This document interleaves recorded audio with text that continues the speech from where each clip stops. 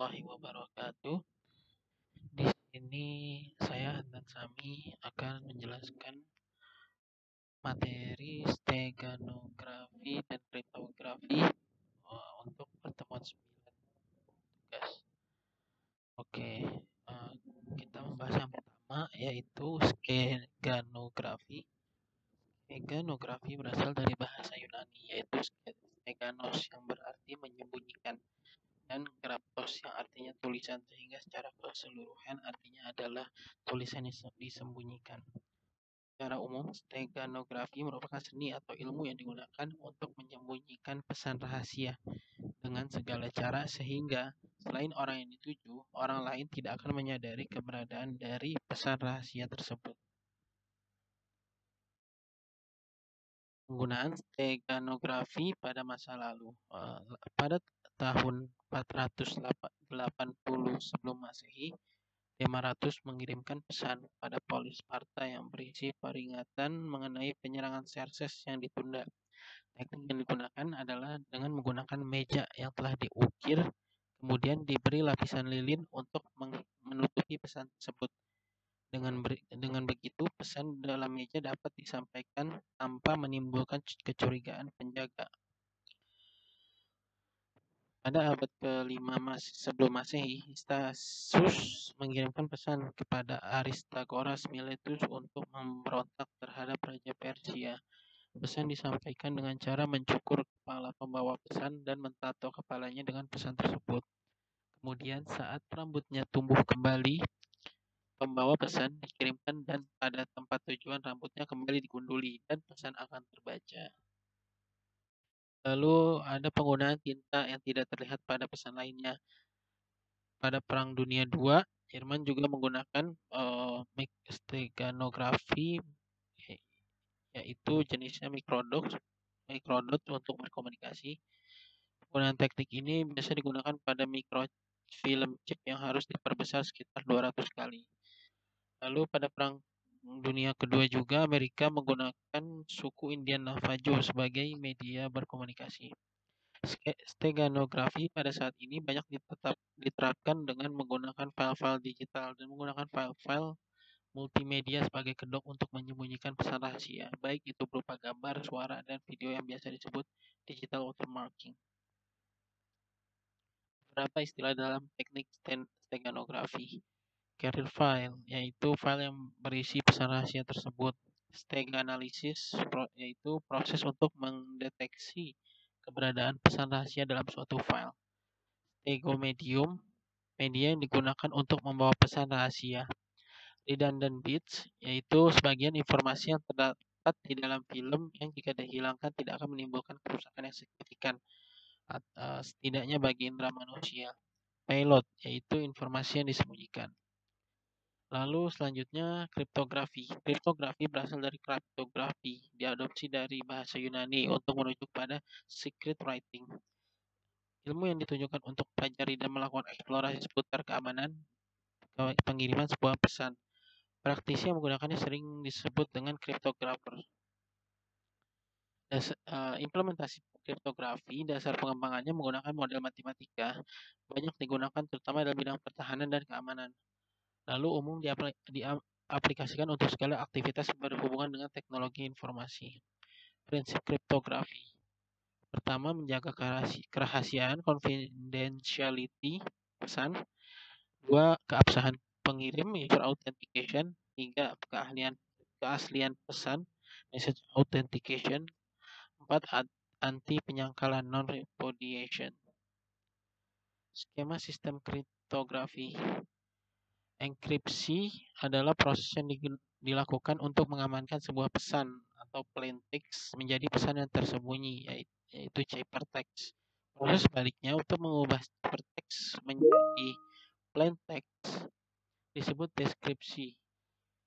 Secara sistematis, proses atau fungsi enkripsi dapat dituliskan sebagai E_M sama dengan C. Proses atau fungsi deskripsi dapat dituliskan sebagai D_C sama dengan M, di mana M adalah plain text dan C adalah ciphertext.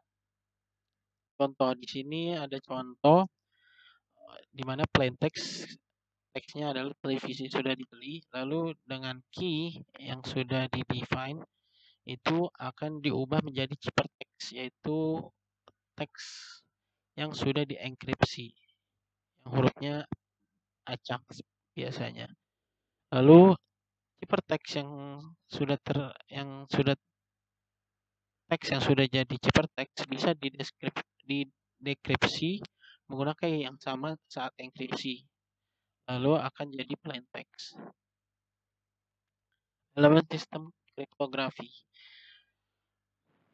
Pertama, plain text yakni sumber pesan yang pertama dibuat oleh user dapat dibaca oleh orang pada umumnya.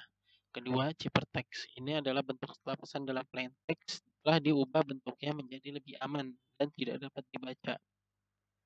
Proses mengubah plain text menjadi ciphertext disebut encryption dan proses memulihkannya kembali disebut decryption. Cryptographic algorithm yaitu mekanisme atau tahapan yang digunakan berdasarkan operasi matematika untuk mengubah plain text menjadi ciphertext. 4. Key yakni kunci yang digunakan berdasarkan pada cryptographic algorithm untuk melakukan proses enkripsi dan dekripsi kepada pesan yang dikirimkan. Ini berarti bahwa hanya user yang memiliki key saja yang dapat mendekripsi sebuah pesan dalam bentuk ciphertext. Algoritma kriptografi ada berdasarkan jenis kunci yang digunakan, yaitu algoritma simetris dan algoritma asimetris.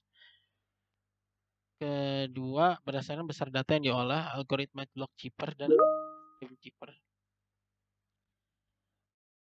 Contoh algoritma yang menggunakan kunci simetris. Ada algoritma DES, data encryption standar, algoritma Blowfish, algoritma Twofish, algoritma Mars, algoritma IDE, algoritma AES atau Advanced Encryption Standard. Lalu ada contoh algoritma yang menggunakan kunci asimetris, ada algoritma Knapsack, algoritma RSA, Revert Shamir-Adleman, algoritma Diffie-Hellman, algoritma El-Gamal. Algoritma simetris. Algoritma simetris adalah suatu algoritma di mana kunci enkripsi yang digunakan sama dengan kunci dekripsi sehingga algoritma ini disebut juga sebagai single key algorithm. Sini ada contohnya. Lalu kelebihan dan kekurangan algoritma simetris. Kelebihannya ialah kecepatan operasi lebih tinggi bila dibandingkan dengan algoritma asimetrik. Karena kecepatannya yang cukup tinggi, maka dapat digunakan pada sistem real time. Lalu kelemahan algoritma simetris ialah untuk setiap pengiriman pesan dengan pengguna yang berbeda dibutuhkan kunci yang berbeda juga, sehingga akan terjadi kesulitan dalam manajemen kunci tersebut. Permasalahan dalam pengiriman kunci itu sendiri disebut key distribution algorithm.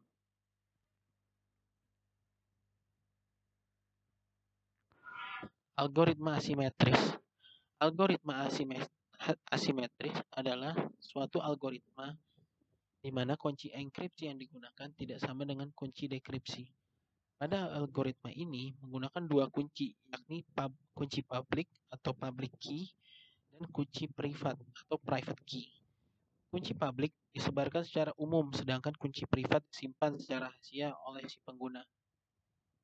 Walau kunci public telah diketahui, namun akan sangat sukar mengetahui kunci privat yang digunakan.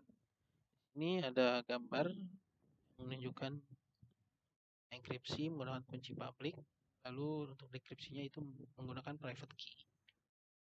Kelebihan dan kekurangan algoritma simetris ialah kelebihannya, masalah keamanan pada distribusi kunci dapat lebih baik. Kedua, masalah manajemen kunci yang lebih baik karena jumlah kunci yang lebih sedikit. Kelemahan algoritma asimetris ialah kecepatan yang lebih rendah bila dibandingkan dengan algoritma simetris. Kedua, untuk tingkat keamanan sama, kunci yang digunakan lebih panjang dibandingkan dengan algoritma simetris. Oke, sekian penjelasan dari saya terkait steganografi dan kriptografi. Assalamualaikum warahmatullahi wabarakatuh.